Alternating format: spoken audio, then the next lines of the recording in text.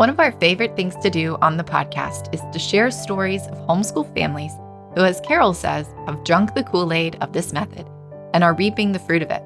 In this episode, you'll hear from a family whose story will encourage and inspire you. You're listening to the Homeschool Made Simple podcast. This is a podcast to help you homeschool simply, inexpensively, and enjoyably. I'm Rachel Winchester, a fellow homeschool mom to 3 kids, and the Director of Operations here at Homeschool Made Simple. I hope this conversation spurs you on in your own homeschool journey. Listen in. Well, today I have the honor of having Hanni Go on the podcast. Welcome, Hanni, to the podcast. Hi, good to be with you. So first I wanted for you to talk about your family a little bit, who you are, and I don't even know, really. I just asked you how many kids you have, so it'll be great for all of us. Yeah. Well, we live in Central Florida, and my husband and I are on staff with Crew, which is a big ministry. And so we've lived here for like a decade. We have 4 kids, almost 14, 12, 10, and 7 on Monday. So we have almost high school and then still a first grader. So a big age gap, and a little bit, my husband is Asian. I'm Norwegian. So we have kids that are mixed ethnicity. And so that's another part of our story and things we're navigating with our kids. And we have been following Carole's method from the very beginning. I listened to a podcast when my oldest was 4 on the Read Aloud Revival, and I listened to Carole and something just totally clicked. And I think I bought her first seminar like that week and started listening to it, and I've listened to it several times since then. So cool. That's awesome. Yeah, it's always cool to hear how people find Carole and first learn about her. And then, if you start with her in the beginning, then it kind of sets your trajectory. So you don't get muddled or kind of have this progression and stuff. Yes, it's been great. I will say it took me a while to fully trust the method, which we'll talk about a little bit and what we're going to talk about. And so that's been a journey of like implementing it and truly trusting it too. Yes, I think there's definitely that process, even just when you hear it and then you start to have to live it out, it requires a certain level of trust and focus, making decisions about what you really believe is true or not. Totally. Yep. Yeah, because it is a little out of the box from what a lot of homeschoolers do. Definitely. So you have about 7 years between your oldest and your youngest. How have you kind of navigated that, or has the method helped you with kind of keeping your kids together or kind of lightening your load, I guess, a little bit? Yeah, it's been interesting because my youngest is probably the one who's wanted to read. She's just like taken reading really quickly. And so when I was consulting with Carole, I was like, oh, we're already doing phonics.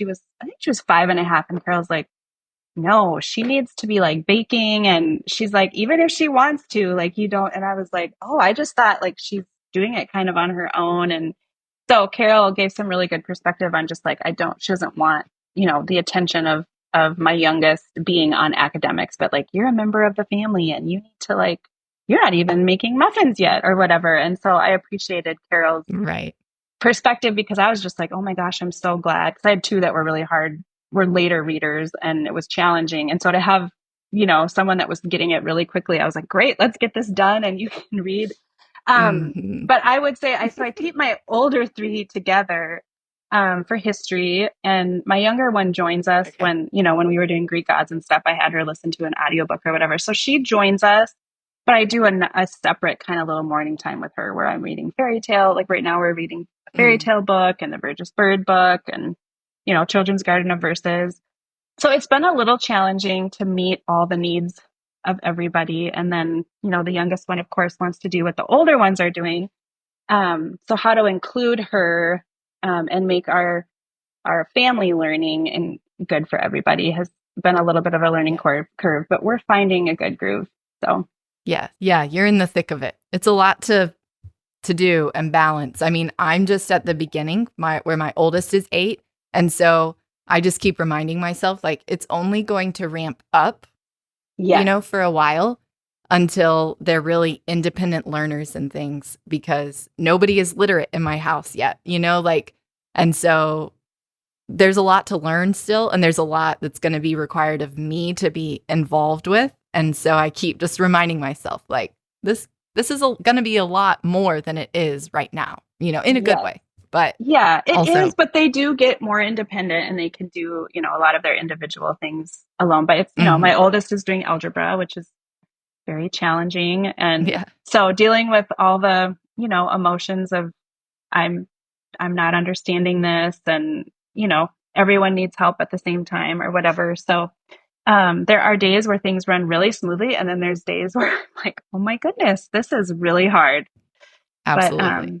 as Carole says, what does she say? That a bad day homeschooling is a better day than any day in public school. So I try to tell myself that even on the hard days. Mm-hmm. Yes. Yeah. I just told myself that yesterday. Yeah. Yep. I think that everyone thinks no one else has those doubts or whatever, but I think we just all do because we care so much about our children. And so the stakes feel high because we care so much. Yeah. Yeah.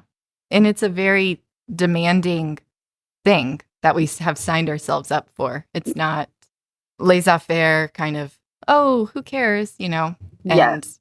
there's real people. It's not just inanimate like clay or something that we're modeling. We're interacting with real people who have their own bad days, good days, sickness, health, funk, personalities, strengths or weaknesses that may not really mesh with my strengths and weaknesses very naturally. And yet God saw fit to put us in the same family together. And so, Yep. It's not an easy job that we've signed up for, but it's definitely worth it. Yes, for sure. Yep, there are those days. I gathered all my kids today because there was a lot of discouragement this morning, and I just said, okay, let's pray. I can tell we're off to a bad start this morning. And, some of it is knowing when to take a break and when to, let them not do math today. And other days it's like, no, we need to learn how to persevere and like push through hard things. And only the Holy Spirit can teach us what to do on which day. Yes. Tell us, do you have girl, boy? Who's what? We have 3 girls and 1 boy. Our boy is the second born. So thankfully God has provided him with a lot of friends that are boys in our neighborhood. So he handles it well. Yeah, that's good. Yeah, I have one brother who has 5 sisters. So it prepares them for marriage really nicely. Yeah, I was like, you are going to be the most amazing man. I mean, he's reading like, Anne of Green Gables and Noel Streatfeild books with his sisters, but then he's like reading all the boy books. And I'm like, you're just so well-rounded. And so it will train him for whatever God has for him. Yeah, nothing really will surprise him. He'll be like, oh, yeah, girls, Yes. The emotions, the hairdos, the cat fights, whatever happens. Yeah, we're not quite there yet, but hopefully, yes. So, yeah, talk about you guys, your family is in ministry and kind of how does that impact your family life and stuff? Yeah, well, it's fun because we get to do some travel together as a family. We were on a summer mission this summer. And so it's fun for my kids to be able to be, because we're in an office, my husband works in an office. He's an executive director. We don't get to be on campus with college students like we were early on in our ministry, but we do get to do it and in the summers sometimes. And so it's just fun to be able to take our kids along and see how mommy and daddy do ministry. They get to join us. And the summer they were in all the meetings and learning how to share their faith. And so, yeah, it's been fun that we get to do that as a family. That's great. We hope you'll join us for one of our 2025 seminars. JJ and I will teach you how to create a rich family culture that holistically educates your kids. You'll learn about living with your children in an understanding way, including work and service in their education, building your curriculum around history, and cultivating a love of reading that will grow lifelong learners. Families tell us these seminars feel like a breath of fresh air. It's a great time for both parents to get on the same page about homeschooling. Visit our website at homeschoolmadesimple.net/seminars. We can't wait to see you in 2025. So you said you first heard Carole on Read Aloud Revival, and then you got the basic seminar, a literature-based approach to education. And so then what kind of made you decide, okay, I want to go to an in-person seminar. Yeah. So last spring, well, actually last year, I realized that she was going to be in Minnesota. I'm from Minnesota, and my siblings are there, and my brother has a young child who I want to spend time with. And so I thought, oh my gosh, I could go. I found a cheap ticket, and I was like, I could go and see Carole, which in person, which I've always wanted to do, and see all her great books. And I just I always thought it would be fun. And then I can see my siblings, and so it was kind of a win-win. I had a place to stay, but I think I was in a pretty weary place. In my homes, I think I was kind of a little burnt out from, I've been in the homeschooling. I'm not new to this. It's like last Yeah. year, I did simple kindergarten things with my kindergartner, but I was feeling the weight of like, oh my gosh, I'm going to have a high schooler soon. And now I have this young one that I'm doing. So how am I going to do this? And then there were also some commitments outside of my home that I had committed to that were taking a lot of time and really needed to change back. So I was pretty burnt Mm. out. And so I found myself starting to doubt what I was doing and feeling a little bit like I was failing my kids or I wasn't doing a good enough job. Mm. And then, you start hearing what other homeschoolers are doing. And then you're like, gosh, my kids don't write like that. And my kids don't do that. And so these little doubts crept in. And then honestly, there's a newer classical school Christians, they kind of do classical Charlotte Mason. And so they have a garden and they Okay. nature journal. There's no homework. They're reading all this great literature. And I was like, oh my gosh, they could get some of the things that we're doing at school. And there was even a scholarship available. And I Mm. wasn't really considering it really, but it was kind of in the back of my mind. And I was like, Right. Yeah. I kind of had to stop and go, why am I thinking about this? Like, am I just tired or is there something shifting in me? And so I just told my husband, I think I need to go and get some like fresh perspective. And I just felt like Mm. there were a couple of things Carole said at that seminar that I literally felt like she was talking to me. And it was like exactly what Mm. I needed to hear. And it just totally confirmed that I'm doing the right thing. There's some adjustments I needed to make. But it just confirmed like, no, this is what I feel called to. This is what is best for my kids. And so it just reconfirmed that for me and it was like fresh blood. It's like I got a blood transfusion or something. It was just like I needed that fresh perspective Nice. because it is when I only have one other friend Mm-hmm. that I've tried to get other people to listen to Carole, but I only really have one friend that's following her method and she's like doing it's Mm-hmm. really new for her. So I'm kind of helping her, but I don't really have many people that are doing what we're doing. And so when my friends we do go to an enrichment co-op and, oh, are you doing, this writing curriculum and are your kids doing this? And I'm like, no, we actually don't do that much writing. And they're just like, really? Like, isn't that like one of the most important things? And Mm-hmm. so I feel like I'm having to like explain why I'm doing Yeah. what I'm doing. And I think if you're not sure of why you're doing something, then in those moments you're like, oh my gosh, maybe I am really messing this up. Right. Yeah. Totally. Yeah. What would you say? Was there a difference for you in going to the seminar versus listening I to it? think there was. I Would mean, you I say? had listened to that literature-based approach. I mean, I bet I'd listened to it 5 or 6, 7 times. I don't know. And Yeah. then I've listened to Begin and the End of Mine several times too. But I think there was a lot of people there. And so it was like, Mm. okay, there's a lot of people doing this. I'm not the only one. Yeah. Hearing the panel, people who have been, have teenagers or graduated people. Mm-hmm. And it was so fun to meet Carole in person, give her a hug and, Mm-hmm. just talk see the great books that Chelsea brought. And Yeah. I actually Mm-hmm. I have not met Chelsea, but we have connected online. So I think I was just like, okay, I'm not alone. There are lots of people doing this. This is Mm. working for a lot of people. And I just didn't feel as alone. So I think it really was helpful to be in person. Trying to rope my friend into maybe joining me next year or something. Yeah. Yeah. That's great. So after you went to the seminar earlier this year, you came home and you wrote down a little list of things you wanted to remember and not forget. And you shared those things with Carole. And you sent the list to me. So I would love for you to read that and share it with our listeners so they can hear it.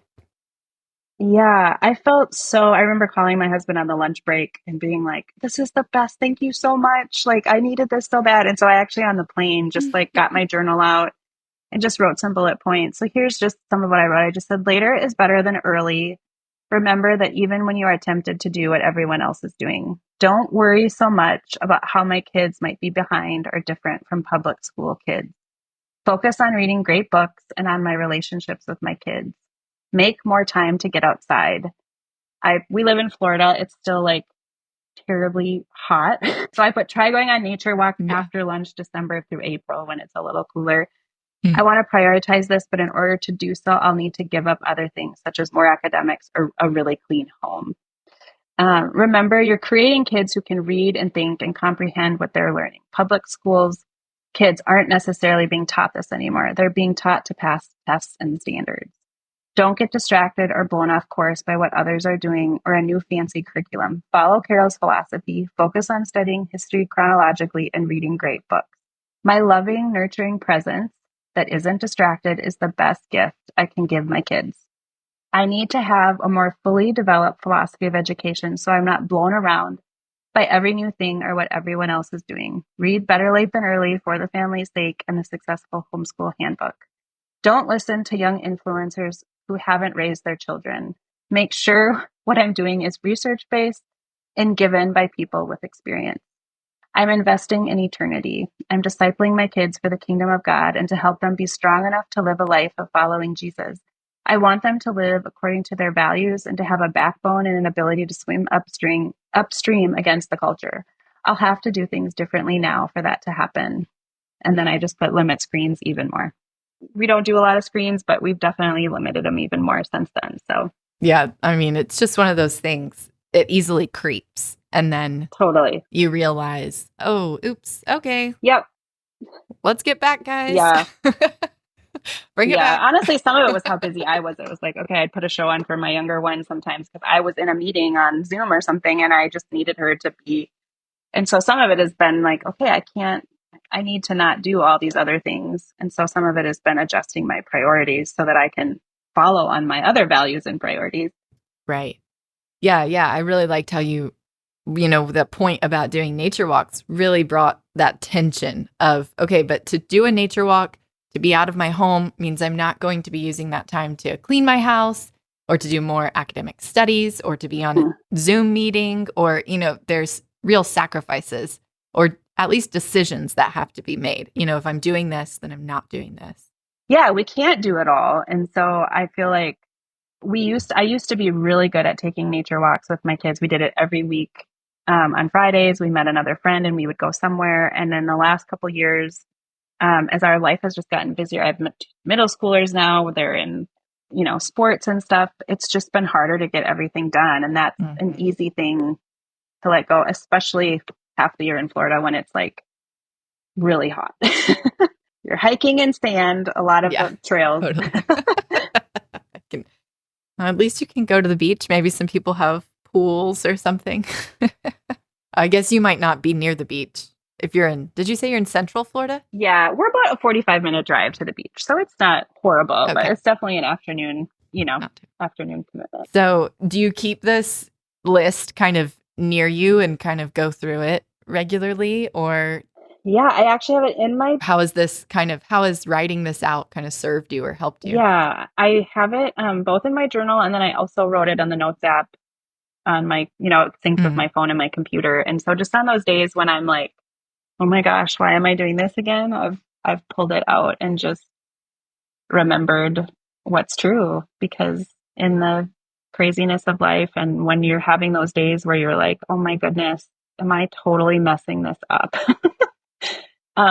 It's just important to remember what's really important. And it's not what the world says and even what a lot of homeschoolers say. You talked about the power of your presence, basically, like throughout it. As I was reading the list, I kind of saw some different threads throughout the list that, so I just wanted we could draw each one out and kind of talk about it. But yeah, just the power of your presence. Like you said it explicitly in number 7, you talked about your loving, nurturing presence being like what your kids need most. Nature walks together.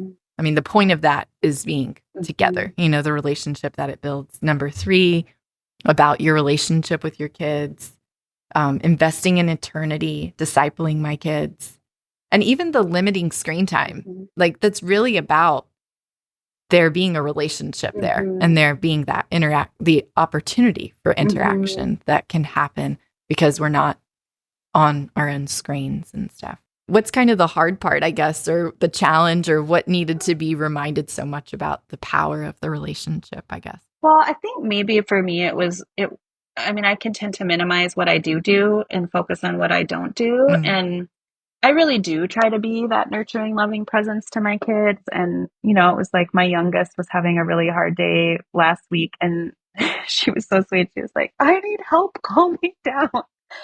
And I'm like, you know, it's like, I need to stop this productive thing, and I need to sit with her, and I need to rub her back, and I need to take some deep breaths so she can take some deep breaths.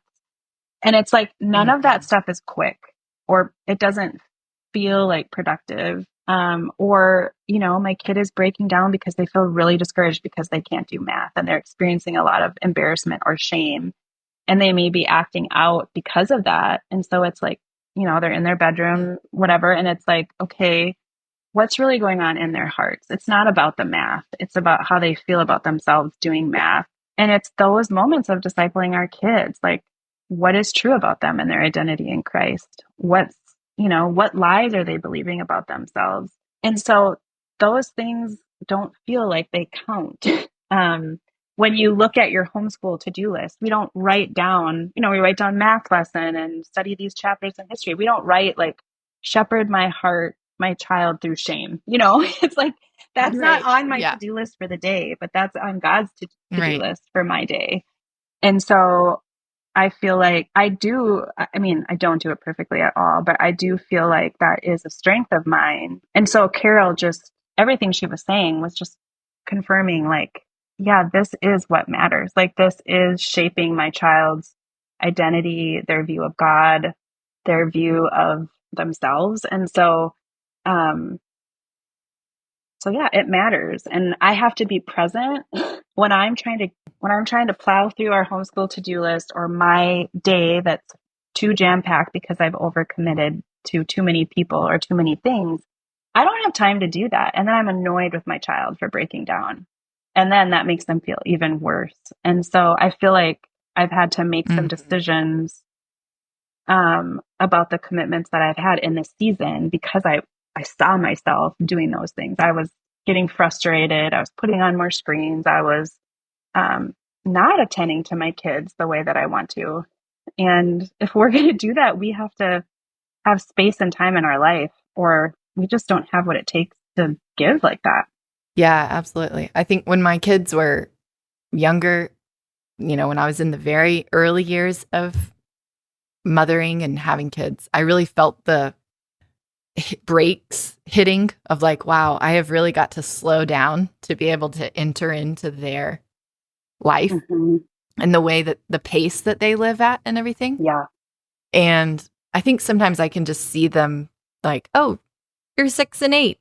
We can hit the gas, you know, and like, you're ready to go, but still they're not at an adult level. And just because I have an impulse to hit the gas doesn't mean that I should really, even for my own sake. Like, just because I'm an adult doesn't mean I should like put my foot on the gas all the time. And so just really embracing that slowness, because that's really what is necessary. Because most of the time the stress comes when I'm trying to stuff so many things in, and I've got like a deadline in my mind, even if I haven't communicated it to my children. And there are things that have to get done. Yeah. But I feel like that's part of the tension, is there are things that have to get done, but me having the ability and discernment to be able to know what actually has to be done, and maybe being able to communicate and also slow down, because usually if you help your child regulate and get back to like calm, then they're probably going to be able to like go forward into the next thing that they have to do in a much better way, and they won't need you. Totally. But when I just keep like putting it off, you know, and then it's like, they still need me, you know, and if I had just stopped and met the need in the moment, it would have been better Yes. from the start. I have done that so many times. Like this took like a half an hour longer than it needed to if I would have just done the right thing the first time. But that, God is patient Yeah. with us too as mothers. Like we are human. We have Mhm. um we have our own things we're working through. There's, as I've unpacked my story more, there's reasons why I white knuckle my way through life. And there's needs that God needs to meet in my Right. life. So that Mhm. I can be better for my kids. But so it's like God knows all of that. He knows that we're finite. Mm. He knows the weaknesses that we have. He knows the pain that we have that's not dealt with, that's coming out sideways with our kids. He knows all of that. And so it's not a surprise to him. I am working on being more, giving myself more grace and more self compassion because beating myself up doesn't also help my kids either. It just makes me feel worse. And then I show up not in a good place. Yeah. He remembers our frame. Totally. Yes. He knows we're dust. He knows we're dust. And he's not surprised by Mhm. our fallenness, by our weakness, by the temptations we have to just plow through our to-do list. That's not Mhm. a surprise to him. Yeah. Mhm. Yeah. I think I need to remember my frame more Yes. and understand better the limitations and that to dust I will return. Yes. So what is the mark? And I think that's to your point about we're discipling our kids for the kingdom of God. We want to do that which is going to be eternal and that which lasts. Pouring into their souls is what's going to last. And we can get really sidetracked by the things that are just temporary. So we have to have, like Carole talks about, eternity imprinted on our mind, on our eyelids. Yeah. Something really shifted for me in my homeschool when I felt like God helped me see that my job is not to make my kids academically successful. My job is to help them become who God has made them to be. And if I am focused on that, he will guide me in what they will need academically, or academics they can learn later. Like if I'm creating a life learner and there's a gap that they have in their learning, like they don't know how to use commas, well, they can buy a grammar book in, their freshman year of college and take 2 hours and learn how to use commas. You know what I mean? It's like, Right. but you Yeah. can't go back to these foundational years where they're forming their identity and their worldview. And so I'm like, God, who is this child becoming and how can I partner with you to help them be who you want them to be, not who I want them to be, which of course I have opinions on that, but, Right. but like, what does this child need, for what you've called them to be? Absolutely. You've been listening to the Homeschool Made Simple podcast. If you like what you heard in this episode, please leave a rating and review on Apple Podcast or Spotify, or share this episode with a friend. It means so much when you help us spread the message of Homeschool Made Simple with others. Thanks for joining us this week on the Homeschool Made Simple podcast. Remember, Jesus' commandments are not burdensome. What he calls you to do, he will enable you to do. Blessings.